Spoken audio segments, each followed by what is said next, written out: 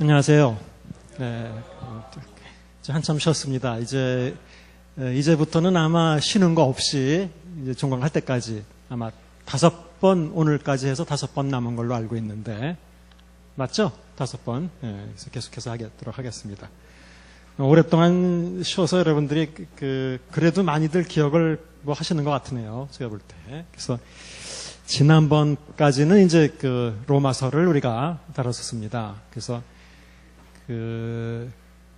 로마서의 전체적인 내용은 잠깐 요약을 하면, 이방인의 사도인 바울이 바로 이방인에게 복음의 본질이 무엇인지, 그러니까 이론적으로 복음의 본질이 무엇인지를 보여주는 것일 뿐만 아니라, 과연 이방인으로서 복음을 믿는다, 그리스도인이 된다라는 것이 어떻게 사는 것을 의미하는지, 이 전체적인 것을 잘 요약해서 보여준 책이 바로 로마서라고 이렇게 볼 수 있습니다. 그래서 아시다시피 앞에 부분에는 과거에 항상 이방인을 위한 사도였기 때문에 바울의 서신을 여러분들이 이해할 때, 또 바울 서신의 독자들은 대부분 항상 다 이방인들이었기 때문에 바울 서신을 이해할 때 염두에 여러분들이 항상 두셔야 될 것은, 바울이 항상 유대교를 전제로 두고, 배경으로 두고, 지금 이방인들에게 유대교는 이랬지만 여러분들은 이렇게 생활해야 된다, 또는 유대교에서는 이런 것을 구원이라고 생각하고 있었지만 여러분들에게 구원이라는 것은 이런 것이다. 그러니까 항상 유대교라고 하는 것을 전제로 두고 바울이 어떤 복음이나 또 그리스도의 삶에 대해서 교훈을 하고 있다는 것을 항상 여러분들이 인식을 하고 책을 읽으시는 게, 바울의 편지들을 읽으시는 게 굉장히 도움이 됩니다. 그래서 로마서도 그런 면에서 유대교에서는 율법을 통해서 하나님께 가까이 갈 수 있다고 생각했지만 그렇지 않고, 로마서에서는 하나님 편에서 하나님이 먼저 은혜로 우리를 의롭다고 선언해 주셨고, 또 침례라는 의식을 통해서, 믿음을 통해서 거기 참여함으로써 우리는 죽었고, 과거에 옛사람이 죽었고, 그래서 새 사람을 입었고, 따라서 그렇게 새 사람을 입은 사람들은 새로운 삶을 살아야 되는데, 그러니까 자기 지체를 의의 병기로 드리라고 이제 앞에서 6장에서는 얘기를 했고, 그 다음에 더 결론적으로 12장에 와서는 너희 몸을, 오늘 목사님이 기도에서도 그 말씀을 하셨는데, 하나님이 기뻐하시는 거룩한 산제물로 드려라 하면서, 그 부분이 제가 볼 때는 로마서의 핵심 구절이라고 제가 말씀을 드렸어요. 로마서 12장 1절, 2절. 바로 이게 바울이 이방인들에게 제시하는 기독교의 핵심이라는 거예요. 그러니까 과거의 유대교는 죽은 동물을 제물로 드려서 하나님께 죄사함을 받고 가까이 가고 하는 그런 식의 제사를 드리고 예배를 드렸지만, 이제 기독교인들은 그런 식으로 하나님께 가까이 가는 그런 예물을 드리는 게 아니다. 자기 몸을 살아있는 제사로, 제물로 드림으로써 예배를 드리는 것이다. 그 구절은 로마서에 있어서 굉장히 중요한 구절일 뿐만 아니라, 여러분, 현대에 우리가 이제 예배도 많이 드리고 예배란 단어를 우리가 많이 씁니다. 근데 실제로 성경을 찾아보면 예배란 단어가 굉장히 안 나옵니다. 여러분들. 우리는 예배를 많이 드리는데, 그러면 예배가 뭐고 예배를 어떻게 드려야 되는지가 성경에 별로 안 나오는데, 어디서 근거를 찾아서 여러분들은 진정한 예배를 드릴 거예요. 근데 그런 면에서 경건이란 단어도 성경에 의외로 얼마 안 나와요. 그 다음에 언젠가 말씀드렸지만 영성이란 단어는 성경에 아예 없어요. 그건 우리가 그냥 그렇게 만든 어떤 용어예요. 그러니까 그것처럼 어쨌든 예배란 단어 자체가 의외로 성경에 많이 안 나오고, 여러분들 고린도서에 무슨 예배할 때 예언도 있고 방언도 있고 이런 게 다 있어야 된다라고 얘기하지만, 사실은 예배할 때라고 안 나오고 그냥 모일 때에 이렇게 나와요. 그 다음에 사도행전의 초대 교회에서 사람들이 이제 성령을 받아서 최초로 성령이 임해서 자주 모였죠. 근데 그런 모임에 예배란 단어가 한 번도 안 나와요. 그냥 모였다고만 나와. 모여서 떡을 떼고 교제하고, 또는 찬송하고 기도하고 말씀 전하고, 뭐 이런 내용들만 예배라는 단어가 사용이 안 돼. 그러니까 어쨌든 간에 예배란 단어가 의외로 신약에서 특히 그리스도인들의 모임이나 그리스도인들에 대해서 거의 사용되지 않는다는 거예요. 그런 면에서 볼 때 지금 로마서 12장 1절, 2절에서 예배란 단어가 사용됐다는 것은 굉장히 큰 의미가 있는 거예요. 우리가 몇 안 되는 예배에 대한 구절 중에 하나라는 거예요. 그 몇 안 되는 것 중에 뭐가 있냐면 대표적으로 요한복음의 4장에 여러분들 사마리아 여인과의 대화 속에서 우리 조상은 이 산에서 예배하였는데 여러분들은 예배할 곳이 따로 있다고 그러더이다. 사마리아 여인이 그러니까 이 산도 아니고 저 산도 아니다 말이에요. 오히려 예배하는 자들은 영과 진리로서 과거 성경에서는 이제 신령과 진정으로 이렇게 번역이 되어 있었지만 새로 나온 개역 개정판에는 영과 진리로서 예배드려야 된다. 그래서 정확하게 구체적으로 그 뜻이 무엇인지 정확하진 않지만 어쨌든 유대교식의 제사물을 드리고 뭐 이런 게 아니라 영으로 신령하게 영적으로 또 진리로서 진실하게 또는 진리로서 예배를 드려야 된다. 그게 요한복음의 구절이고 그 다음에 있는 게 바로 로마서에 있는 어떻게 보면 명확하게 예배에 대해서 나름대로 우리에게 교훈을 주고 있는 그 구절은 그 두 구절밖에 없어요. 그 정도에. 그러니까 로마서에서 말하고 있는 진정한 예배란 뭐냐. 그건 너희 몸을 하나님이 기뻐하시는 거룩한 산제물로 드리는 것이다. 뭐 그 내용은 어떻게 보면 그 뒤에 나오는 그런 내용이에요. 그런 거룩한 산제물로 드린다는 게 무엇이냐? 이 세대를 본받지 않고 마음속으로부터 사람이 변화를 받아서 과거의 유대교의 율법은 겉으로 뭘 사람을 통제하고 변화를 시키면 내용이 변화할 거라고 그 사람들은 그런 기대를 갖고 있었지만 그건 아니다는 거예요. 반대 순서가 틀렸다는 거예요. 겉을 통제함으로써 겉으로 뭘 지킴으로써 안이 변화하는 게 아니라 본질적으로 안에서부터 변화해서 자연스럽게 겉이 변화해야 되는 뭐 그런 게 맞다는 거예요. 그러니까 안에가 먼저 변화해야 돼야 진정으로 변화되는 것이다. 그러니까 마음이 설교됨으로 변화를 받아 하나님의 그렇게 되면 하나님의 선하시고 기뻐하시고 온전하신 뜻이 무엇인지 분별하게 돼요. 그렇죠? 그런 구절이라고 그랬어요. 그래서 또 그 내용은 뒤에 쭉 나와요. 어떻게 살아야 된다는 내용이. 그래서 로마서는 그런 의미에서 현대 우리들도 이방인들 아니에요.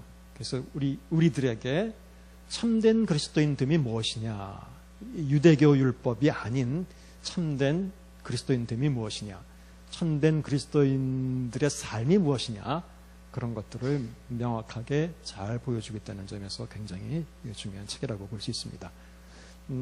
전에도 말씀드렸지만 단지 이신득의, 이신칭의 믿음으로 이렇게 된다라고 하는 그것만을 말하기 때문에 중요한 책이 아니라는 거예요. 그건 실제로 우리가 어떻게 살아야 되는지에 대해서 말하고 있기 때문에 중요한 책이라고 하는 겁니다.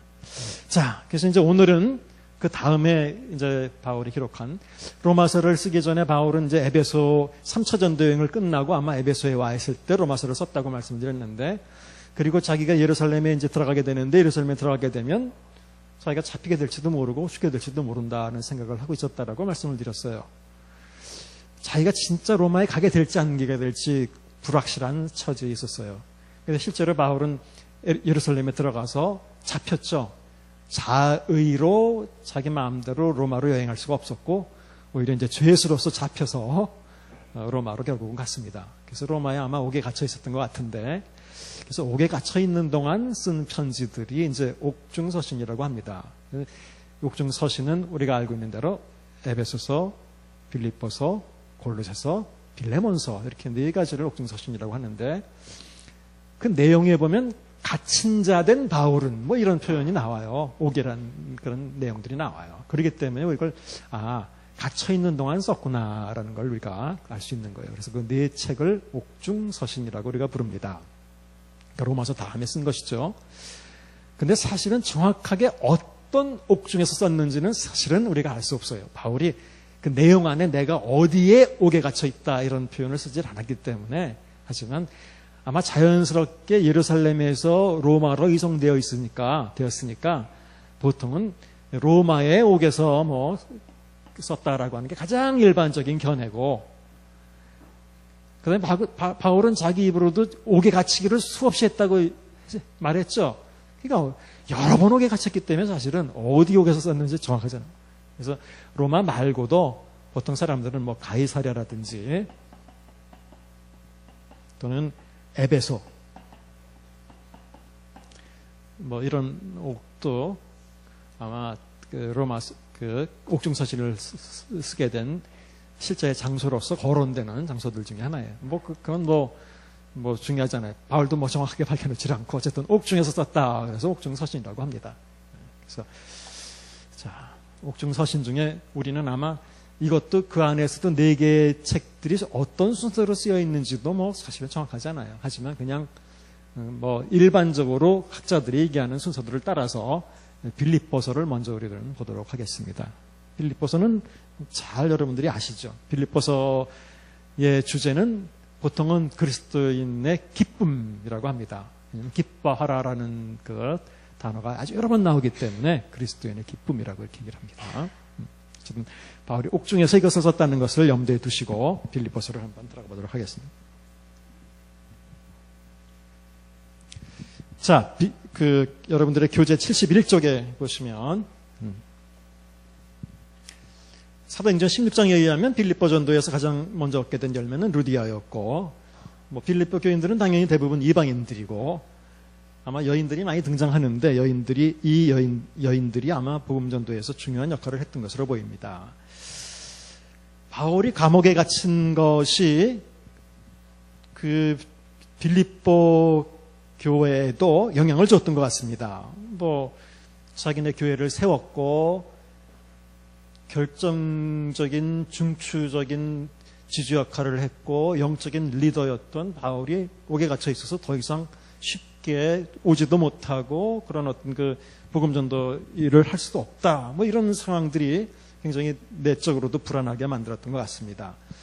바울의 투옥으로 인해서 바울의 동료들 중에서도 분열이 생기고, 뭐 어쩌면 그랬을 수 있죠. 욥기처럼 친구들이 진짜 힘들 때 친구들이 도움이 돼야 되는데 진짜 힘들 때 친구들이 반대로 도움이 안 되고 뭐 오히려 염장 지르는 말만 하는 거죠. 그러니까 그런 것처럼 바울이 옥에 갇히니까 어떤 사람들은 이제 바울이 그런 얘기를 해요. 어떤 사람들은 더욱 담대함으로 복음을 전하기도 하고, 왜냐하면 우리 친구가 그렇게 옥에 갇혔는데 그렇게 정말 투옥되는 것조차도 상관하지 않고 용감하게 복음을 전하다가 투옥이 됐는데 바울의 뒤를 돕거나 바울의 뒤를 따르는 일이 있다면 그것은 우리도 역시 용감하게 복음을 전하는 일이다. 아마 그래서 하는 사람들도 있고, 아니면 항상 바울 때문에 가려서 제2인자였던 복음 전도자들은 바울이 투옥된 상황이 굉장히 자기들한테는 혹이었을 것 같아요. 그렇죠? 이제 바울 때문에 항상 빛에 가려 있던 사람들이 이 기회다. 이 기회에 우리가 복음을 또 전도하면 바울이 아니라 우리가 좀 더 이제 이름이 나고 더 유명한 사람들이 되겠죠. 아마 이런 나쁜 마음으로 또 복음을 전도하는 사람들이 있었을 것 같아요. 그래서 그런 어떤 그 동료들 사이에 어떤 그 분열도 생겼던 것 같고, 그 다음에 내적으로 분열이 있으니까 또 외적으로는 유대주의자들이 또 공격할 수 있는, 또 침투할 수 있는 그런 어떤 그 여지도 생겼던 것 같고, 그래서 또 이런 상황들이 그렇게 복음 전파의 소명을 가지고 이방인을 위해서 택하신 그릇으로 많은 복음 전도를 했던 바울이 옥에 갇힘으로 해서 혹시 하나님의 사업에, 하나님의 사역에 지장이 되는 게 아니겠는가 해서 또 그런 본질적인 걱정을 한 사람들도 있었을 것이고, 그래서 바울은 자신의 투옥의 의미를 분명히 설명해야 할 필요를 느꼈던 것으로 보입니다. 그러니까 바울은 쉽게 얘기하자면 내가 옥에 갇힌 것은 절대로 복음에 지장이 없다라는 것을 지금 얘기하려고 해요. 굉장히 중요한 이게 주제예요. 빌립보서에서. 내가 옥에 갇혔지만 너희들 걱정하지 말아라. 이것이 하나님의 사업이나 하나님의 사역이나 하나님의 나라를 세우는데 조금 더 지장이 없는 일이니까 그런 거 걱정하지 말아라. 또 개인적으로도 나는 옥에 갇혔다는 것 때문에 내가 고통받고 있지 않다라는 거예요. 오히려 기뻐하고 있다라는 것을 보여주는 거예요. 그러니까 개인적인 바울에 대한 걱정이나 하나님 사역에 대한 걱정이나 그런 것들을 하지 않도록 아마 바울이 빌립보서를 썼던 것 같습니다. 그래서 바울은 자기는 개인적으로 옥중에서도 기뻐하고 있는데, 왜냐하면 사실 자기가 옥에 갇힌 것이 복음의 장애 요인이 된 게 아니라, 복음 전파하는데 장애 요인이 된 게 아니라 반대로 복음의 진보가 되었다는 것을 바울은 얘기하려고 합니다. 굉장히 이게 중요한 부분이에요. 그것은 일종의 그리스도를 따르는 길임, 또 고난받는 것은 그리스도를 따르는 길이라는 걸 또 가르쳐주고 있고, 그 다음에 빌립보서의 뒷부분에는 빌립보 교인들에게 감사하는 내용이 나옵니다. 그것은 그 다음 우리가 그 다음 배경 및 경위에 보면 바로 나와요. 1번 보면 재정적 지원에 대한 감사. 빌립보 교인들은 바울의 사역을 재정적으로 여러 번 도왔고, 바울이 옥중에 있는 상황에서도 교인 에바브로디도와 함께 물질을 보내서 바울을 도왔으며, 에바브로디도는 자신이 병이 들 정도로 열심히 바울을 보살폈다. 에바브로디도가 병이 낫자 바울은 그를 걱정하고 있는 교회를 생각해서 서둘러 그를 교회로 돌려보내면서 빌립보 교인들의 도움과 돌봄에 대해 감사하는 마음을 전하고 있다. 그러니까 그 빌립보 교회가 바울의 투옥에 때문에 걱정하고 있는 문제, 그것 때문에 약간의 갈등이 있는 문제, 이런 것들을 해결하기 위해서 한편은 썼고, 그 또 한편은 빌립보 교인들에게 바울이 많이 감사하고 있어요. 왜냐하면 그 뒤에 읽어보시면 여러 번 빌립보 교회는 바울을 재정적으로 도왔어요. 그리고 지금 결정적으로 바울이 옥에 갇혀 있는 상황에서는 물질만 가서 도와준 게 아니라 아예 사람을 보내서 교회에서 사람을 하나 파송해서 물질하고 같이 옆에서 바울을 돕게 만들었어요. 수발을 들였다는 얘기예요. 쉽게 얘기하자면. 근데 바울이 옥중에 갇혔다라는 건 이제 뭐 자세하게 설명을 못 드리겠지만, 우리 지금 얘기하는 무슨 형무소나 이런 철창 뭐 이렇게 생각하시면 안 돼요. 이게 무슨 중재인이 아니기 때문에 쉽게 얘기하자면 가택연금 정도로 여러분들이 생각하시면 더 좋을 것 같아요. 그런 거예요. 그러니까 그런 자유가 없이 가택에 연금되어 있는 그런, 그러니까 사람을 보내서 어쨌든 바울이 이제 나이도 들고 연금된 생활을 하니까 바울을 돕게 에바브로디도를 보냈다는 거예요. 근데 그 에바브로디도가 바울을 얼마나 자기 몸을 안 돌보고 바울을 돌봤기 때문에 큰 병이 들었어요. 그래서 거의 죽을 뻔한 병이 들렸으니까 이 얘기를 듣고 빌립보 교인들은 교인들대로 걱정하고, 에바브로디도는 에바브로디도대로 자기가 병들었다는 것을 자기네 교회 교인들이 알고 걱정한다는 것을 듣고 걱정하고, 바울도 그걸 보고 또 마음이 아프고, 그러니까 그런데 하나님의 은혜로 병이 이제 낫다는 거예요. 이 편지를 쓸 때는. 그러니까 안 되겠다. 너 더 이상 여기 있다가는 잘못하면 목숨도 보존하지 못할지도 모르겠다. 그래서 빨리 돌려보내면서 아마 에바브로디도 편에 고맙다. 이렇게까지 너희들이 나를 도와주고, 바울은 그것을 단순히 도와줬다고 표현하지 않아요. 아주 재밌는 거죠. 바울의 어떤 고난에 또는 바울의 복음 전하는 일에 동참했다는 거에 대해서 굉장히 감사하고 있어요, 바울이. 그래서 빌립보 교회는 다른 어떤 교회보다도 칭찬을 많이 들은, 그 앞에 바울은 인사하고 나서 칭찬과 감사를 하잖아요. 칭찬을 많이 들은 교회예요. 그래서 아주 훌륭한 교회였던 것 같고, 애정이 참 많이 나타나요. 바울이 빌립보 교인들을 얼마나 이렇게 그 애정을 가지고 생각하고 있고 마음에 담아두고 있는가가 잘 나타나는 그런 책입니다. 어쨌든 빌립보 교인들이 아주 훌륭한 일을 했고, 바울은 여기에 대해서 감사하고 있습니다. 그 다음에 배경 및 경위의 두 번째는 자신의 상황을 알림. 아까 말씀드린 그거예요. 바울은 자신이 투옥된 것으로 인해 복음에 장애가 오지 않았다. 그러니까 이런 거 걱정하지 말아라. 오히려 결과적으로 볼 때 복음의 진보가 나타났다. 그러니까 얼마나 좋으냐. 그러니까 기뻐해라. 나도 기뻐할 거니까 너희도 기뻐해라. 이렇게 말하고 있습니다. 세 번째는 역시 유대주의자들에 대한 경고를 하고 있고, 또 아까 말씀드린 대로 네 번째는 에바브로디도에 대해 걱정하지 않도록 그를 돌려보내면서 칭찬을 하고 있고, 그 다음에 다섯 번째는 자신의 투옥으로 인해 생긴 파당에 대해 하나가 되기를 촉구하는 그런 내용이 있고, 여섯 번째 빌립보 교회의 내부에는 아주 조그마한 문제가 있었던 것 같아요. 그것은 그 안에 약간의 분열이 있었던 것 같습니다. 그래서 다 이게 여자 이름인데 4장 2절에 보면 이오디아를 권하고 순두개를 권해라. 그래서 서로 좀 하나가 되게 화합해라. 이 두 여자분이 싸우는, 다투는 그런 문제가 뭐 큰 문제는 아니에요. 전체적으로 빌립보 교회는 아주 칭찬을 많이 받는 훌륭한 교회였었어요. 그러니까 단지 조그만 이런 문제. 또 외부적으로 유대주의자들은 흔히 와서 사람들에게 이제 잘못된 율법을 강조하고 뭐 이러는 문제, 그런 정도에 있었던 것 같습니다. 7번 이러한 여러 상황에서 바울은 기뻐하도록 격려를 하고 있습니다. 그래서 바울의 개인의 입장으로 보나 복음의 진보로 보나 자신이 투옥된 상황은 슬퍼할 상황이 절대 아니다. 그러니까 기뻐해라. 나도 기뻐한다. 이런 내용이 전체적인 내용으로 진행되고 있습니다. 그렇다면 빌립보서를 펴서 이제 내용을 그 구절들을 보면서 내용을 좀 보도록 하겠습니다. 자, 빌립보서 1장 거의 바울의 관례적인 인사의 내용입니다. 그리스도 예수의 종 바울과 디모데는 아마 디모데가 같이 있었던 것 같죠. 그리스도 예수 안에서 빌립보에서는 모든 성도와 근데 딴 책에서 보지 못했던 이제 단어들이 나옵니다.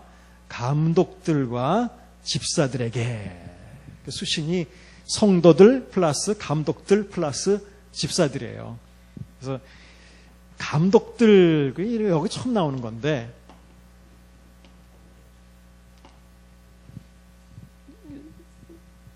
우리 저희 감리교에서는 감독 있죠.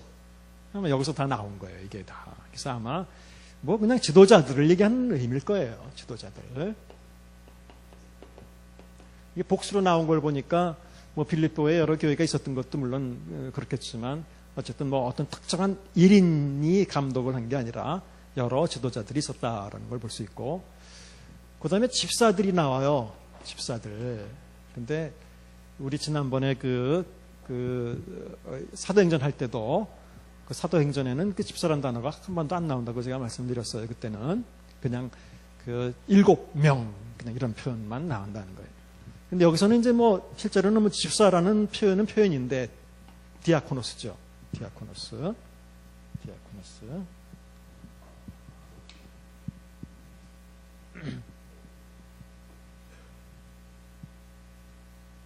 바로 못 쓰니까 밑에다. 디아코노스는 제가 여러 번 말씀드렸어요. 이게 이제 집사란 말이 여기서 디컨이란 말이 여기서 나온 건데 영어에 원래 뜻은 그냥 봉사자, 하인, 봉사자, 섬기는 자, 이런 뜻이에요. 그러니까 봉사자. 그러니까 여기서 말하는 집사들이 실제로 임명받은 집사들이었다 이렇게 보기는 좀 어려워요. 아직 이 교회가 초기 교회 시대이기 때문에 이런 그 제도가 있었다라고 보기 조금 힘들어요. 담임 목사도 지금 없는 상황이기 때문에. 그래서 이것은 그냥 영어 성경에도 무슨 helper라든지 무슨 assistants라든지 이렇게 그냥 보통 번역이 돼요. 그러니까 이것은 돕는 사역자들이에요. 돕는 사역자들 그냥 돕는 봉사자들. 그렇게 그냥 이해하시면 되겠어요. 여기서 집사라는 말은. 그래서 어쨌든 다른 어떤 계층들이 있고 바울의 인사는 항상 똑같아요. 그리스도로부터 은혜와 평강. 은혜와 평강. 평강이라는 말은 그 평화라는 말이죠. 영어로는 peace예요. 그냥 에이레네. 샬롬이라고 제가 말씀을 드렸죠. 이건 샬롬이라는 말은 단순히 평화만을 의미하는 게 아니라 온전함, 완전함 이것을 의미하는 단어예요.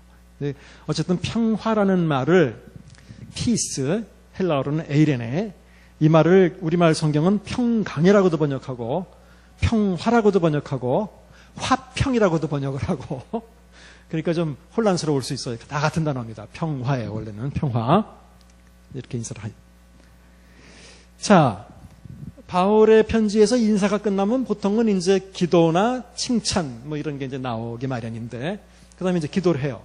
내가 너희를 생각하면서 나의 하나님께 감사하며 기쁨으로 간구함은 감사하고 기쁨으로 간구하는 이유가 아까 빌립보 교인들이 참 훌륭한 일들을 했다고 말씀을 드렸는데 5절에 보니까 너희가 첫날부터 이제까지 복음을 위한 일에 참여하고 있기 때문이다. 그래서 어떤 의미로든지 물질로든지 관심으로든지 관심이 없으면 물질이 없는 거죠.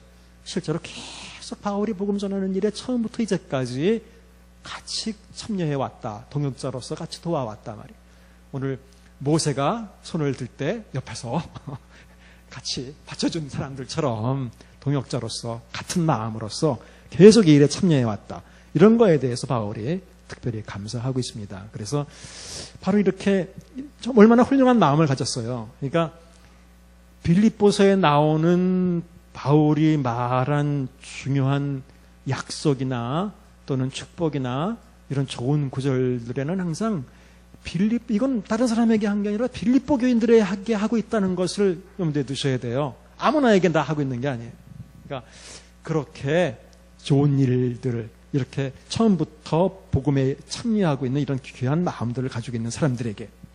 그래서 너희 안에서 바로 이렇게 착한 일을 시작하신 이가 그리스도 예수의 날까지 이루실 줄을 우리가 확신하노라. 이 구절들이니까 아무에게나 한 게 아니라 이렇게 처음부터 마음으로 물질로 복음에 여태까지 참여했던 이런 사람들에게 말하는 거예요. 그래서 참 이렇게 바울이 굉장히 귀하게 생각하고 있어요. 7절 내가 너희 무리를 위하여 이와 같이 생각하는 것이 마땅하니 기쁨으로 이렇게 너희들에게 간구하는 게 너무 마땅하단 말이에요. 왜냐하면 너희가 내 마음에 있으며 이건 그 어떤 드라마에서 내 안에 너 있다 그래서 그게 아주 유명한 여기서 나온 거예요. 너희가 내 마음 안에 마음에 있다. 자, 제가 몇 번 지난번에도 마음이란 단어가 나오면 이상하게 우리말로는 마음 하나지만 원래 헬라어로는 여러 가지가 있다고 제가 말씀드렸어요. 여기서 마음은 바로 카르디아예요. 카르디아. 제가 여러 번 썼지만 카르디아. 심장. 이게 참 너희가 내 심장 안에 있다 이거예요. 내 심장 안에 내 안에 있다. 이렇게 바울은 빌립보 교인들을 그렇게 그냥 정말 자기 심장처럼 정말 귀하게 생각하는 그런 걸 볼 수 있어요. 또 반복하는 거예요. 나의 매임과 복음을 변명함과 확정함에 너희가 다 나와 함께 은혜와 참여한 자가 됨이라. 너희들은 나와 함께 매임이라는 것은 나와 함께 옥에 갇힌 자단 말이야. 왜냐하면 다 동참하고 있으니까. 에바브로디도까지 보내주어서 나의 고난을 그냥 같이 겪고 있는 거나 마찬가지니까. 목숨을 돌보지 않을 정도로 나를 돌봐주고 있으니까 나의 매임에도 동참하고 있는 것이고 내가 복음을 변증하고 있는 것에도 또는 복음을 확증하고 있는 것, 복음을 선포하는 일에도 결국 너희들이 다 나와 함께 참여하고 있는 거다. 그게 너무 귀하다는 거예요. 그래서 내가 예수 그리스도의 심정으로 너희 무리를 얼마나 사모하는지 이렇게 바울이 얼마나 빌립보 교인들을 아까 굉장히 소중하게 여겼는지를 보여주는 거예요. 하나님이 내 증인이시다. 그래서 예수 그리스도의 심정으로라는 단어가 나오는데 이 심정으로라는 표현은 원래 헬라어는 스플랑크논이에요. 제가 우리말로 쓰면 스플랑크논이에요. 근데 이 단어가 원래 무슨 말이냐면 이거예요. 사람 겉이 아니라 사람 속에 있는 그 모든 장기. 그러니까 쉽게 얘기하면 오장육부를 얘기하는 거예요. 오장육부. 안에 속을 의미하는 거예요. 속 다 이거 속. 그래서 때때로는 그냥 이것이 심장을 의미하기도 해요. 오장육부 중에서 가장 대표적인. 또 이것이 다른 뜻으로는 그런 면에서는 자기 마음 깊은 데서 나오는 그 아주 깊은 사랑 이것을 의미하기도 해요. 깊은 사랑. 이렇게 원래는 오장육부 안에 있는 이것을 장기들을 의미했는데 그러다 보니까 그 중에서 대표적인 심장을 의미하기도 하고 아주 중심, 속, 깊은, 진정한 뭐 이런 거기서 나오는 그 사랑을 의미하기도 해요. 그러니까 바울이 얼마나 빌립보 교인들을 귀하게 생각하고 있는지를 점점 우리가 더 잘 알 수 있습니다. 그래서 그 다음에 이제 9절부터는 바울이 빌립보인들을 위해서 기도를 합니다. 그래서 뭐 선한 것을 분별하고 진실해서 허물 없이 그리스도의 날까지 이르렀으면 좋겠다. 그래서 예수 그리스도를 말미암아 11절 의의 열매가 가득해서 열매를 이루어서 하나님의 영광과 선성이 되길 바란다. 라고 이제 여기서 서론이 끝납니다. 그 다음에 드디어 12절서부터는 이제 바울이 자기가 아까 말씀드린 대로 자기가 투옥된 상황이 복음의 장애가 온 게 아니라 오히려 복음의 진보가 왔다는 것을 지금 바울이 설명하려고 합니다. 자, 12절. 형제들아, 내가 당한 일이 도리어 복음 전파의 진전이 된 줄을 너희가 알기를 원하노라. 걱정하지 말아라. 내가 옥에 갇혔다 그래서 하나님의 복음 전파하는 일이 장애가 온 것이 절대 아니다. 이러므로 나의 매임이 그리스도 안에서 모든 시대 안과 그 밖의 모든 사람들에게 나타났으니 14절 형제 중 다수가 많은 사람이 나의 매임으로 말미암아 주 안에서 신뢰함으로 겁없이 하나님의 말씀을 더욱 담대히 전하게 되었느니라. 얼마나 좋아요. 자기가 옥에 갇혀서 오히려 옆에 있는 사람들이 더 힘을 얻어서 야, 바울은 저렇게까지 하면서 복음을 전했는데 우리도 따라가야 되는 거 아니냐 해서 더 담대하게 복음을 전하게 됐다는 말이에요.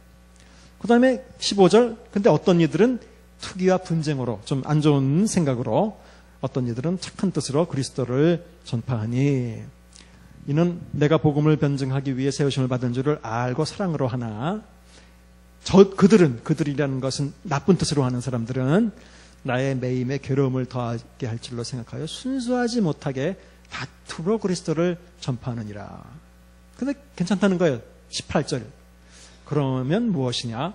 거칠어로 하나 참으로 하나 무슨 방도로 하든지 전파되는 것은 그리스도니 이로써 나는 기뻐하고 또한 기뻐하리라. 이게 참 바울이 이게 멋있는 거죠.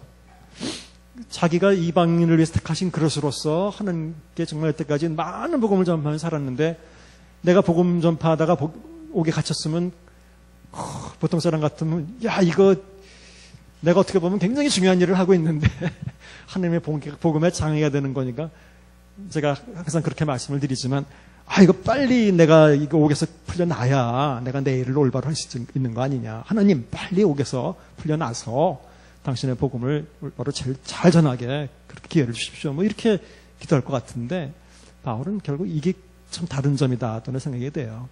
자기를 생각한 게 아니라 역시 하나님의 더 큰 차원에서 하나님의 복음 전파 내가 하지 않아도 된다라고 바울을 생각했다는 게 굉장히 훌륭하다는 거예요.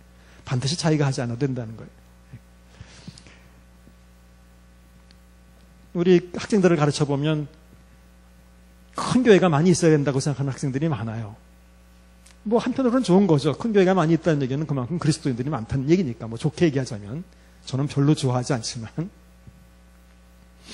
그래도 더 중요한 것은 그 큰 교회가 있어야 되는데 거기 목회자는 자기가 해야 된다는 거예요. 그게 이제 대부분 그래요. 큰 교회가 많이 있어야 된다는 것까지도 그렇다는 거예요. 그죠? 이왕이면 내가 그 교회를 하는 목회자여야 된다는 생각이. 그게 참 우스운 거죠. 왜 그래야 돼요? 진짜 하나님 나라를 위한 거라면 누가 하든지 그 무슨 상관이에요. 교회만 커지면 되는 거 아닙니까? 그리스도인들이 많아지면 되는 거 아닙니까? 근데 내가 해야 된다는 거예요. 그러니까 바울은 그런 면에서는 그런 건 없었다는 거예요. 복음 전파를 해도 하나님 복음만 전파되면 되는 거지 내가 옥에 갇혀있건 안 갇혀있건 그게 뭘 중요하냐 말이에요. 그러니까 우리 복음서에서 마태복음에서 너희는 먼저 하나님의 왕국 하나님의 나라와 그의 의를 구하라 라고 말씀하신 거 이거 사실 굉장히 중요하고 본질적인 건데 먼저 구해야 될 거 우선순위가 뭐냐 말이에요. 근데 대부분 자기를 중심으로 결국 구하게 되죠. 그렇죠? 내 주위에 있는 일들, 나의 일들 이런 걸 먼저 구하게 되는 게 일반 사람들의 생각이에요. 근데 바울은 그런 면에서 그런 수준을 넘어선 분이었다. 또 내가 꼭 하지 않아도 된다라는 다 자기가 사번타자하고 싶고 자기가 투수하고 싶고 그런 건데 그렇지 않아도 된다는 전 바울의 생각입니다. 누가 투기로 하나 자기를 괴롭게 하기 위해서 하나 나쁜 의도로 하나 상관없단 말이에요. 복음이 전파되는데 내가 무슨 상관이야. 난 기뻐한단 말이에요. 걱정하지 말아라 이렇게 바울은 얘기하고 있습니다. 자, 그러면서 이제 바울은 자기가 목에 갇혀서 자기 목숨마저도 나는 뭐 복음만 잘 전파된다면 난 지금 죽어도 상관없고 자기는 삶과 죽음 사이에 끼어서 자기 개인적인 생각으로는 차라리 죽어서 그리스도와 함께 지금 있었으면 더 좋을 것 같은데 그런데 아마 24절 보면 내가 육신에 거하는 것이 너희를 위해서 더 유익하리라. 바울의 삶이라는 것은 자기를 위해서 사는 삶이 아니라 다른 사람들을 위해서 사는 삶이라는 것을 볼 수 있습니다.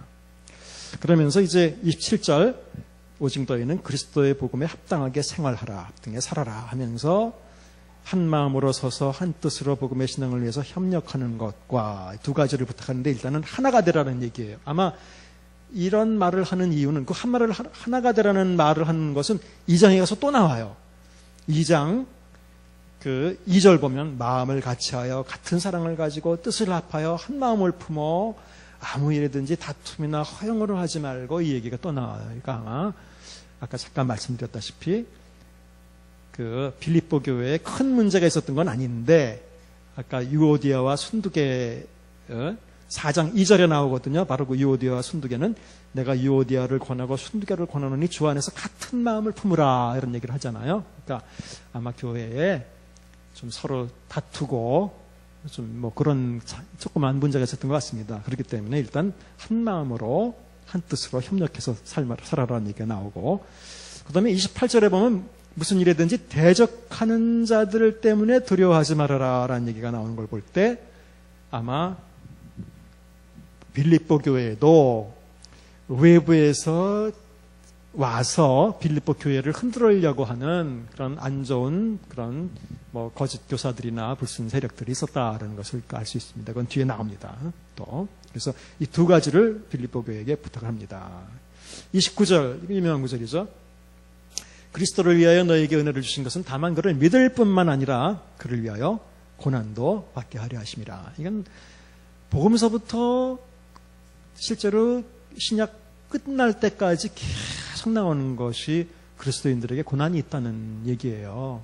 근데 참 이게 우리는 고난을 안 받기 위해서 예수를 때때로는 믿는 것 같다는 생각이 들어요. 자꾸 고난이 왜 나한테는 고난이 이렇게 있습니까? 왜 나에게 고난이 옵니까? 그러는데 고난이 안 오면 그건 오히려 잘못된 거죠. 성경 입장에서 본다면 고난이 오는 게 제가 지난번에 말씀드렸을 거예요. 바울은 처음에 부르심을 받을 때 바로 너는 이방인을 위해서 택한 나의 그리스도라 하면서 네가 얼마나 많은 해를 받아야 될 것을 너에게 보여줄 것이다. 그러니까 처음에 부르심을 받을 때부터 많은 해와 고난을 받을 것을 아예 같이 그 말씀을 받았어요. 그러니까 바울이 살면서 고난 받을 때마다 어떤 생각이 났겠어요? 그래, 처음부터 하나님은 나에게 너 이방인을 위해서 택한 그릇인데 이 일을 하기 위해서 많은 고난 받을 것을 말했으니까 이미 말씀대로 되는구나, 맞구나, 그렇구나. 뭐 당연하다는 듯이 아마 받아들이면서 넘어갔을 거예요. 그런데 처음부터 고난의 메시지를 안 받은 사람이라면 아니 내가 그리스도를 위해서 택함을 받은 그릇인데 왜 고난이 올까? 내가 뭔가 잘못한 걸까? 하나님 뭔가 나를 위하시지 않는 걸까? 계속 회의하고 의문을 가지고 살 거예요. 그렇죠? 그런 면에서 저는 우리 그리스도인들도 처음에 믿을 때부터 나는 그리스도인의 삶이라는 건 참 고난의 삶이다, 어려운 삶이다라는 걸 반드시 저는 얘기해 줘야 된다고 생각을 해요. 처음에 믿을 때 사람들 믿게 하려고 예수 믿으면 다 잘 됩니다 라고 거짓말을 하면서 자기 자신이 그렇지 않은데 벌써 그걸 아는데 마음속 깊이 뭐든지 다 잘 됩니다, 무조건 다 잘 됩니다 뭐 이렇게 하면서 해놓으니까 이 사람들이 그렇게 해서 혹해서 교회 왔는데 신앙생활 1년, 2년, 3년 하다 보니까 이게 뭐 다 잘 되는 커녕 더 힘들고 시간도 더 많이 들여야 되지, 돈도 더 많이 들여야 되지, 뭐 옛날에는 이것이 하나도 죄라고 느끼지 않았는데 이제는 그것도 뭐 죄지, 뭐 얼마나 힘든지 몰라요. 더 힘들고 그 다음에 예수 믿지 않았으면 받지 않아야 될 말 그대로 고난이나 어려움도 예수 믿기 때문에 양심적으로 살기 때문에 또 받아야 되지. 그러면서 왜 예수 믿는데 나는 이렇게 어려움이 올까 회의할 거 아닙니까? 그건 잘못된 거죠. 그러니까 현대 이제 교회에서 너무 우리 영광의 신학이라고 하는데 이 영광의 신학만 많이 가르쳐서 처음부터 잘못 기독교인들을 만들고 있다라는 거예요. 오히려 잘못된 기독교인처럼 스스로 잘 가고 있음에도 불구하고 스스로를 착하는 그런 어떤 기독교인을 만들고 있다. 그러니까 처음부터 기독교인 올 때 이거는 일반적으로 기독교 안 믿고 사는 삶보다 더 힘들고 더 많이 투자해야 되고 시간적으로나 영적으로나 뭐 물질적으로나 더 어려운 삶입니다라는 것을 사실은 얘기해 줘야 돼요. 근데 그러면 누가 예수 믿겠습니까? 어쩌면 그렇게 말하실 수도 있어요. 근데 그럼에도 불구하고 당연히 물론 사람들은 믿는 사람이 있을 것이고 그렇게 해서 믿는 사람들은 그 진짜라는 거예요. 그다음부터는 그 사람들은 진짜 신앙을 가지고 예수를 믿는 사람이 된다는 거예요. 그러니까 처음부터 올바른 신앙을 가질 수 있도록 인도해야 돼요. 처음부터 어려움이 있다는 거예요. 그럼 어려움이 있음에도 불구하고 이것은 그만큼 투자할 만한 가치가 있다는 걸 설명해 줘야 되는 거예요. 그게 하나님이 원하시는 삶이기 때문에 진주를 구하는 상인이 돌아다니다가 큰 진주를 찾았어요. 그냥 얻는 게 아니에요. 재산을 몽땅 팔아서 그것을 얻는 거예요. 그만큼 소중하기 때문에 하나님의 왕국은, 하나님의 통치는 그만큼 소중하기 때문에 모든 걸 투자할 만한 가치가 있다는 거예요. 모든 삶을 다 투자할 만한 가치가 있다는 거예요. 그러니까 그걸 보여줘야 돼요. 그리고 더 중요한 것은 전도하는 사람이 그렇게 보여줘야 돼요. 그런 삶을 살아야 돼요. 이거 더 중요한 거예요, 사실은. 그렇지 않으면 내 속에도 사실 평안이 없고 모든 게 다 잘 되지 않으면서 왜 우리가 모든 게 잘 됩니다. 뭐 거짓말도 그렇게 할 수 없잖아요. 그렇죠? 그러니까 내가 그렇게 사는 모습을 보이고 실제로 그렇게 살고 있어야 다른 사람에게 그 얘기를 할 수 있어요. 그러니까 우리가 자꾸 그런 얘기를 못하고 전도할 때 우리는 죽으면 천국 갑니다. 이 얘기만 하는 거예요. 왜냐하면 현재 삶에서는 내가 보여줄 게 없어요. 죽으면 천국 가는 거라는 건 얘기만 하면 돼요. 나머지는 내가 나를 보시오. 예수 믿는 사람들은 고난 당하지만 이렇게 그래도 기쁘게 행복하게 살 수 있습니다라는 걸 삶으로 보여주면 그렇게 말해줄 수 있을 거 아니에요. 근데 우리가 자꾸 그런 걸 못하고 있기 때문에 죽어서 천국 간다는 얘기, 여기서 현실에서 기독교의 의미가 뭔지에 대해서는 잘 보여줄 수 없는 게 이제 문제예요. 어쨌든 이 고난이라는 게 반드시 고난이 있어야 된다라고 말하고 있죠. 자, 2장에 넘어와서 이제 계속해서 아까 말씀드린 한 마음을 품으라는 얘기가 나오고, 한 마음을 품지 못하고 다툼이 일어나는 이유가 아마 겸손한 마음이 없기 때문에 그런 거라고 바울은 판단을 하고, 남을 나보다 낮게 여기는 겸손한 마음을 가지라고 권유를 합니다. 그래서 3절, 4절에서 다른 사람을 돌보고 마음을 겸손하게 하라. 그래서 그 예로 예수님을 예를 들죠. 우리 잘 아는 구절이죠. 5절부터는 너희 안에 이 마음을 품으라. 곧 그리스도 예수의 마음이다. 겸손을 예를 든 거예요. 본래는 하나님의 형체를 가지신 분이지만 자기 형체를 낮추어서 종의 형체를 가져서 죽기까지 복종했다. 하나님 앞에서 그런 마음을 가지라라고 권면을 하고 있습니다. 자, 그래서 넘어가서 12절 보시면, 그래서 예수님이 그렇게 복종해서 겸손한 마음으로 한 것처럼 너희들도 항상 복종하여 두렵고 떨림으로 너희 구원을 이루라. 이것도 좀 특이한 구절, 유명한 구절이죠. 바울은 구원 받았다라고 여기서 표현하고 있지 않고 두렵고 떨림으로 너희 구원을 이루라. 그러니까 계속해서 이뤄가라, 만들어가라, 그런 얘기예요. 그래서 바울이 빌립보서에서 말하고 있는 그 최종적인 궁극적인 구원은 여기서 그냥 이미 우린 구원 다 받았다, 끝났다, 그런 것이 아니라, 그것은 우리가 의롭다함을, 의인화 같은 경우는 끝났다고 보지만 우리 로마서 할 때도 의인화, 성화, 영화 이렇게 되는 최종적인 영화의 단계가 이르는 것을 실제로 포괄적인 의미에서, 궁극적인 의미에서 구원이라고 해요. 성경은. 여러분들 구원받았다 하는 건 이제 에베소서 나오는데 아마 에베소서 정도의 의미로 구원받았다는, 즉 그냥 의롭게 됨을 받았다라는 정도의 의미로 여러분들은 구원받았다라고, 아마 구원의 확신이 있다라고 하는 것은 아마 그런 의미로 쓰는 걸 거예요. 실제적으로 최종적인 구원은 성경에는 저 미래에 있는 마지막 하나님의 그 최종적인 선언을 구원이라고 이렇게 표현하거든요. 근데 바울은 그런 구원을 두렵고 떨림으로 이루어 가라라고 이렇게 표현합니다. 우리가 이루어야 될 구원이 있어요. 이렇게 다 받은 게 아니라. 그런데 두렵고 떨림으로 이루지만 일에 대해서 여러분들이 그렇게 크게 뭐 걱정, 나 구원 못 받으면 어떡하나, 뭐 그렇게 걱정 안 해도 될 게, 너희 안에 행하시는 이는 하나님이시니 하나님이 뜻도 두고 또 행하게 만들어 주시고 또 해주신다고 그 옆에 그 다음에 또 나옵니다. 그 다음에는 빛들의 자녀로 여러분 살라고 이렇게 표현하고 있고 15절 쭉 얘기를 하면서 바울은 17절 만일 너희 믿음의 재물과 섬김 위에, 그러니까 빌립보 교인들의 믿음과 제사와 그런 섬김 너무 훌륭하죠. 빌립보 교인들 훌륭하죠.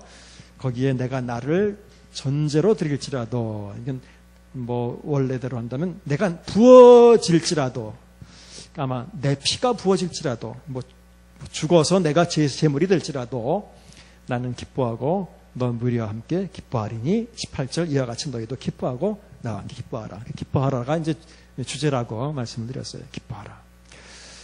자, 그 다음에 이제 19절부터는 디모데와 에바브로디도에 대해서, 디모데에 대해서 조금 나오고, 이제 25절에 보면 아까 말씀드린 에바브로디도에 대해서 바울이 이제 얘기를 합니다. 그래서 제가 아까 말씀을 드렸죠. 에바브로디도는 빌립보 교인들이 돈만 보낸 게 아니라 사람을 보내서 바울을 돕도록 해줬고, 병이 들었는데 또 병이 들었다 나아서 바울이 보내고 있다, 뭐 이런 얘기를 하고 있습니다.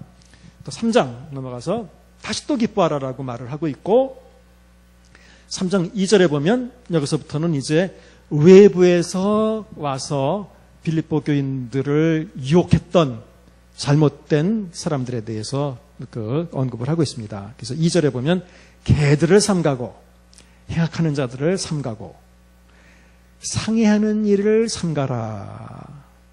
상해하는 일을 삼가라라는 말을 하는 게 좀 재밌어요. 상해라는 그 표현이, 그럼 상해라는 말은 그럼 무슨 자기를 막 뭐 상해하는 그런 얘기를 하냐? 뭐 그런 얘기는 아니에요. 그러니까 카타토메인데,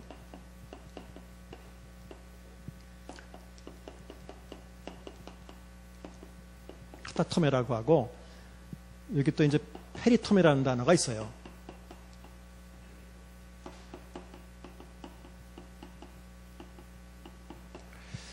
그 바울이 일종의 말장난을 한 거예요. 그러니까 상해한다라는 말은 카타토메고, 이 토메란 말은 무슨, 여러분들 어네토미, have 할 때 톰이란 말의 어원은 뭐 자르다 이런 거예요. 자르는다는 뜻이에요. 카타토메라는 것은 뭐 이렇게 어쨌든 잘라내는 것을 의미하고, 페리토메라는 것은 둥그렇게 잘라내는 것을 의미해요. 그래서 실제로 페리토메는 이게 둥그렇게 잘라내는 걸 의미하니까 이게 할례예요, 할례.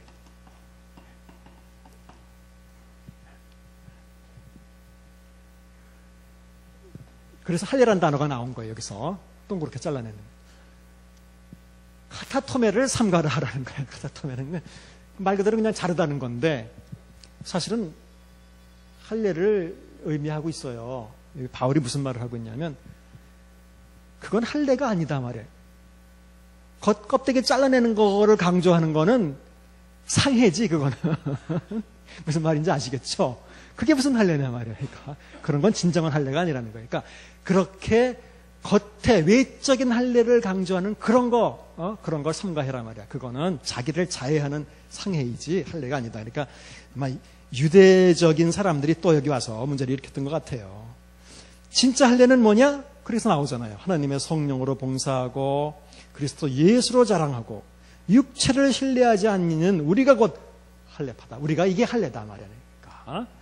그러니까 엉터리 할례, 겉 외부만 할례하는 그런 할례는 사람 몸을 그냥 잘라내는 것이지 아무런 의미가 아닌단 말이에요. 그러면서 우리가 잘 아는 4절부터 그러나 나도 육체에 신뢰할 만한며 만일 누구든지 다른 이가 육체로 신뢰할 만한 것이 더러운. 바울이 이제 자기가 얼마나 외적으로 육체적으로 자랑할 만한 것이 있는지를 또 얘기해요. 8일 만에 할례받고 이스라엘 족속이고 베냐민 집하고 히브리인 중에 율법으로 바리새인이고 열심으로 교회를 박해하고 율법의 의로는 흠이 없는 자다. 그러니까 뭐 갖출 거, 유대인들의 입장에서 볼 때는 갖출 거 다 갖췄죠. 혈통 있죠. 그다음에 뭐 열심 있죠. 그다음에 철저하게 다 지켰죠. 흠이 없다고 말할 정도로 바리새파 경건했죠. 하지만 이것이 유대인의 기준으로 볼 때, 율법적인 기준으로 볼 때 이것은 훌륭한 기독교인의 기준이지만 이것은 이제 실제로 기독교인 됨에 있어서는 자기가 해로 여긴다. 하나도 유익한 게 아니다 말이에요. 이것은 오히려 예수를 아는 지식이 가장 고상함을 인합니다. 그리스도가 발견되고 그리스도가 나를 알아주고 내가 그리스도를 안다는 것이 더 중요한 것이지 이런 것은 실제로 아무런 의미가 없다는 거예요. 근데 유대인들은 아직도 이런 것에 이제 연연하고 있기 때문에 바울이 이런 문제를 얘기하고 있는 거예요. 그러니까 뭐 우리가 몇 대가 기독교인 집안이다. 내가 뭐 얼마나 철저하게 뭐 11조를 어떻게 내가 했고 내가 어떻게 그런 게 옛날에는 이것이 자기에게 유익하다고 생각했을지 모르지만 바울이 예수 믿기 전에는 오히려 예수 믿을 때는 이것이 하나도 유익한 게 아니라 무익한 게 아니라 해가 된다는 거예요. 오히려 이것이 방해가 될 수도 있다는 거예요. 그러니까 진짜 본질은 그게 아니라 예수 그리스도를 내가 알고 9절 그 안에서 발견되고 하나님은 나 안에서 결국 미래에 가서 내가 그리스도 안에 있다는 것이 선언될 수 있다면 그것이 그래서 내가 가진 의의는 율법에서 난 것이 아니다. 그래서 그리스도를 믿음으로 우리가 그것은 어떻게 가질 수 있느냐? 믿음으로 가질 수 있고 10절 그 부활의 권능은 고난에 참여해서 죽으심을 본받아서, 그러니까 부활이라는 것은 고난에 참여하고 예수님의 죽으심에 동참하고 이런 걸 통해서 결국 우리는 부활에 이룰 수 있는 것이다. 그런 거예요. 그러니까 고난을 또 여기서 말하고 있습니다.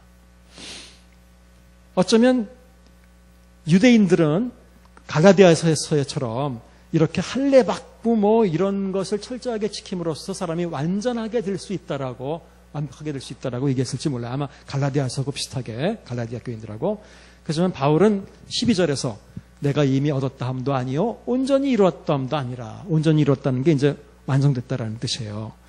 그래서 바울은 자기가 완성됐다고 보지 않는다. 아무리 열심히 지키고 이런다 그래서 그거 아니다 말이에요. 아무도 완성된 사람이 없다. 그저 예수께 잡힌 바 된 그것을 잡으려고 달려가고 표대를 향해서 우리가 열심히 나가는 것뿐이다라는 거예요. 그러니까 바울은 자기가 이루었다고 생각하지 않았어요. 그냥 그 고를 표대를 향해서 고난도 받으면서 예수님과 동참하면서 끝까지 그냥 뛰는 것이 중요하다라고, 완주하는 것이 중요하다고 바울은 생각했어요. 이거 기독교는 여러분들도 뭐 그 연세들이 많으시고 또 기독교 인생을 오래 하셨지만 기독교는 신앙생활이라는 건 평생 작업인 거예요. 어느 순간에 완성됐다라는 게 없는 거예요. 그런데 우리나라 사람들이 보통도 조급하지만 신앙생활에서 굉장히 조급해요. 그러니까 빨리 어떤 단계에 이르러서 좀 이렇게 손에 꽉 잡고 이제는 됐다라고 하는 뭐 그런 거를 이렇게 느끼고 싶어 해요. 그러니까 뭐 순간순간적으로 그걸 느끼기도 하죠. 하지만 또 지나고 나면 그게 아니라는 걸 또 깨닫잖아요. 그러니까 이것은 어차피 바울도 자기가 이뤘다 함이 아니라 표대를 향해서 그냥 나가는 것뿐이라고 말했는데 뭐 우리는 오죽하겠어요. 그러니까 뒤에 있는 것은 잊어버리고 앞에 있는 것을 붙잡고 그냥 우리가 어디 있든지 그렇게 행해야 된다라고 얘기를 하고 있습니다. 자, 이제 쭉 넘어가서 어디를 보냐면 4장 10절 부분을 보겠습니다. 이제 바울이 빌립보 교인들이 자기에게 도와준 거기에 대해서 감사하고 있는 그 부분인데 10절 내가 주 안에서 크게 기뻐함은 너희가 나를 생각하던 것이 이제 다시 싹이 남이니 너희가 또한 이를 위하여 생각은 하였으나 기회가 없었습니다. 그러니까 뭐 좀 우회적으로 바울이 얘기했지만 빌립보 교인들이 바울을 생각했던 것을 물질적으로 구체적으로 나에게 이제 주었다라는 얘기예요. 11절 내가 궁핍함으로 말하는 것이 아니니, 내가 지금 쉽게 얘기하자면 바울은 이게 잘 읽어보시면 바울은 그들이 물질적으로 도움 준 거에 대해서 도움이라는 표현도 쓰지 않고 거기에 대해서 개인적으로 고맙다고 얘기하지도 않아요. 고맙다고 생각하지 않는가? 아니, 그건 아니에요. 굉장히 소중하게 생각해요. 고맙다는 것보다. 그러니까 단순한 물질적인 도움에 대해서 그걸 물질적인 도움이라고 보지 않는 거예요. 훨씬 더 높은 차원의 그거는 그들이 마음을 다해서 바울을 도운 거기 때문에 그것은 바울의 고난에 동참한 것이지 단순히 물질을 도운 것이 아니라는 거예요. 그리고 바울은 그 물질을 단순히 도우는 거에 대해서 별로 이렇게 중요하게 생각하지도 않아요. 그런 것은. 내가 궁핍함으로 말하는 것이 아니니라라는 말은 내가 뭐 없어서 너희들에게 뭐 이걸 바래서 이런 표현을 쓰는 게 아니다. 뭐 이런 얘기예요. 어떤 형편이든지 나는 자족하기를 배웠다. 그러니까 내가 너희들이 나를 도와준 얘기에 대해서 내가 언급하는 이유는 내가 지금 없기 때문에 뭐 고맙다 또는 없기 때문에 또 그렇게 해달라 뭐 이런 것 때문에 하는 게 아니다. 나는 뭐 어떤 형편이든지 자족하기를 남이 배운 사람이다 말이에요. 나는 비천의 처할지도 알고 풍부의 처결도 알아서 모든 일, 곧 배부름과 배고픔과 풍부와 궁핍에도 일체 비결을 다 배웠다. 나는. 바울은 이걸 얻었다라고 표현하지 않고 배웠다라고 얘기해요. 굉장히 중요합니다. 그냥 한 번에 얻은 게 아니에요. 비결을 배운 거예요. 배운 건데 어떻게 배운 거냐면 말 그대로 체득한 거예요. 체험을 통해서 배부르기도 하고 배고프기도 하고 감옥에 갇히기도 하고 수도 없이 하면서 소위 요즘 말하는 산전수전 공중전 뭐 다 겪으면서 바울은 체득한 거예요. 이게 굉장히 중요해요. 삶에서 이런 걸 체득해야 돼. 살면서 맨날 불평하고 그러는 게 아니라 이런 아픔 올 때 이런 비결을 배울 수 있어야 되는 거예요. 그게 진짜 비결이에요. 다른 어떤 것보다도 어떤 환경에든지 내가 적응할 수 있는 그런 비결을 배운다면 그게 기독교인으로서 아마 진짜로 말 그대로 아주 삶의 가장 중요한 비결일 거예요. 이런 거 올 때마다 하나님 바꿔주십시오 기도하는 게 아니라 내가 비결을 배우면 끝나요. 그래서 바울은 내가 능력 주신 자에서 내가 모든 것, 여기 모든 것이라는 단어와 12절에 모든 일이라는 단어 똑같은 단어예요. 그러니까 바울은 이렇게 모든 일, 배부름과 배고픔과 풍부와 궁핍 이런 일들 중에서도 내가 능력 있게 그런 것들을 이겨낼 수 있다, 이런 뜻이에요. 13절은 내게 능력 주시는 자 안에서 내가 아무거나 다 할 수 있다는 얘기. 이런 모든 환경에서 내가 그걸 이겨낼 수 있다라는 게 바울의 얘기예요. 자, 그러나 이처럼 나는 뭐 너희들이 도와주지 않아도 나는 다 해나갈 수 있고 아무런 그런 게 문제가 없는 사람인데, 그렇다고 해서 너희들이 물질적인 도움을 준 것이 잘못됐다는 얘기는 아니다. 14절. 그러면 너희가 내 괴로움에 함께 참여하였으니 잘하였도다. 물질로 도운 게 아니라 괴로움에 함께 내 고난에 동참했다는 것. 빌립보 사람들은 너희도 알거니와 복음의 시초에 내가 마게도냐를 떠날 때 또 역시 그런 일들에 참여한 교회가, 자기를 도와준 일에 참여한 교회가 너희밖에 없었단 말이에요. 뿐만 아니라 데살로니가 내가 가 있을 때도 너희가 한 번뿐 아니라 두 번이나 나의 쓸 것을 보냈다. 또 보냈어요. 지금은 에바브로디르를 통해서 또 보냈죠. 그렇죠? 17절 내가 선물을 구함이 아니요. 그렇다고 또 지금 나 또 해달라는 그거 아니다. 나 그런 거 원하지도 않는다. 단지 너희에게 유익하도록 풍성한 열매를 구합니다. 이건 너희에게 유익한 거지 나에게 어떻게 보면. 내게는 모든 것이 있다. 이미. 또 풍부하다. 또 거기다가 에바브로디르를 통해서 너희가 준 것을 받으니까 내가 더 풍족하다. 그러니까 내가 풍족하긴 하지만 진짜로 내가 풍족한 게 아니라 더 중요한 것은 이는 받으실 만한, 누가 받으실 만한? 하나님이 받으실 만한 향기로운 제물이고 누구를 기쁘시게? 바울은 절대로 자기를 개인적으로 도운 거에 대해서 감사하고 있는 게 어떻게 보면 그들의 훌륭한 영적인 태도나 그들의 훌륭한 삶에 대해서 감사하고 있고 그들을 위해서 찬송하고 있어요. 자, 아까 16절에 한 번이 아니라 두 번이나 나의 무엇을 보냈다 그랬습니까? 쓸 것. 그렇죠? 19절에 이제 나의 하나님이 그리스도 예수 안에서 영광 가운데 그 풍성한 대로 너희 모든 뭐를? 쓸 것을 채우시리라. 이게 연결되는 구절인 거예요. 빌립보 교인들은 처음부터 바울의 괴로움에 참여했죠. 복음 전하는 일에 참여했죠. 마게도니아를 떠날 때에도 바울을 도왔죠. 데살로니가에 있을 때도 도왔죠. 또 로마 감옥에 갇혔을 때도 에바브로디르를 토역에서 스카서 공급하고 도왔죠. 19절 9절이 바울의 입에서 안 나올 수가 없죠.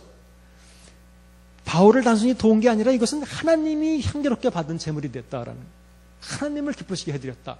그러니까 그 하나님이 쓸 것으로 자기를 도와준 그 사람들의 쓸 것을, 풍성한 대로 쓸 것을 안 채우시겠느냐 그런 얘기죠. 그런데 언젠가 말씀드렸지만 이렇게 이건 빌립보 교인들에게 한 바울의 말이에요. 이렇게 빌립보 교인들처럼 아름다운 일을 한 가지도 하지 않은 사람이 하나님은 무조건 내 쓸 것을 채우시리라 라고 주장한다면 이건 성경을 정말 잘못 말하는 거예요. 더 중요한 것은 실제로 쓸 것을 도왔다는 문제를 넘어서서 하나님께 향기로운 제물이 됐고 얼마나 올바른 태도로 이런 것을 했는지, 단순히 돈으로 도왔다는 문제가 아니라 하나님을 기쁘시게 했다는 거예요. 이런 일을 한 사람들에게 하나님은 쓸 것을 공급해 주실 것이다, 이렇게 얘기하고 있는 것입니다. 그래서 이런 4장 19절 같은 구절이나 또는 4장 13절 능력 주신 자에서 모든 것을 할 수 있다, 이런 구절들을 빌립보서의 이렇게 상황 안에서 연결해서 잘 이해하시는 게 굉장히 중요합니다. 잠깐 쉬었다가 5분 동안 쉬었다 가겠습니다.